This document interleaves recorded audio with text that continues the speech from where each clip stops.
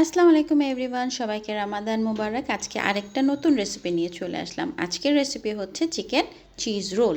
দুইভাবে আমি এটা রেডি করেছি, একটা ব্রেড ক্রাম্ব দিয়ে আর একটা ব্রেড ক্রাম্ব ছাড়া। হ্যাঁ, তো চলেন আজকে একসাথে রেডি করে ফেলি। প্রথমে আমি প্যানের মধ্যে তেল নিয়েছি আর এখানে সিদ্ধ করে মাংসটা ছাড়িয়ে নিয়েছি, এরকম পিস পিস করে নিয়েছি।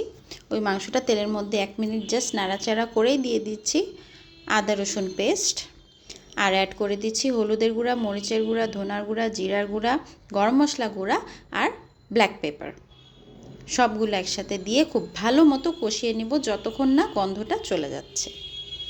গন্ধটা চলে গেলে সবচেয়ে শেষে আমি অ্যাড করে দিচ্ছি কাঁচামরিচ আর পেঁয়াজ কুচি দিয়ে পেঁয়াজটাকে সামান্য একটু নরম করব, খুব বেশিক্ষণ না। আর লাস্টে টেস্টটাকে এনহ্যান্স করার জন্য বাটার দিয়ে দিচ্ছি। একটা এরকম পেপার নিয়ে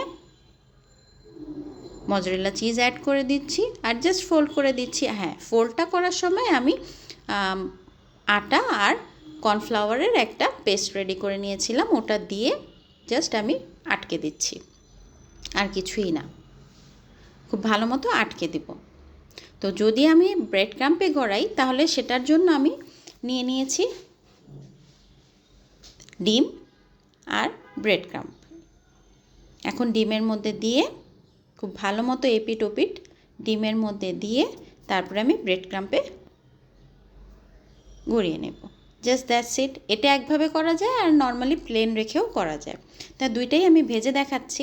প্রথমে প্লেনটা দিয়ে দিচ্ছি আর তারপরে ব্রেড ক্রাম্পেটা দিয়ে দিচ্ছি। দুটোই খুব মজা হয়, টেস্টি, ইয়ামি, ক্রিস্পি, জুসি। আগেই তো ভেঙে দেখিয়েছি কতটা ক্রাঞ্চি, ক্রিস্পি, জুসি হয়েছে। কেমন লাগলো আজকের রেসিপিটা জানাবেন। Thank you.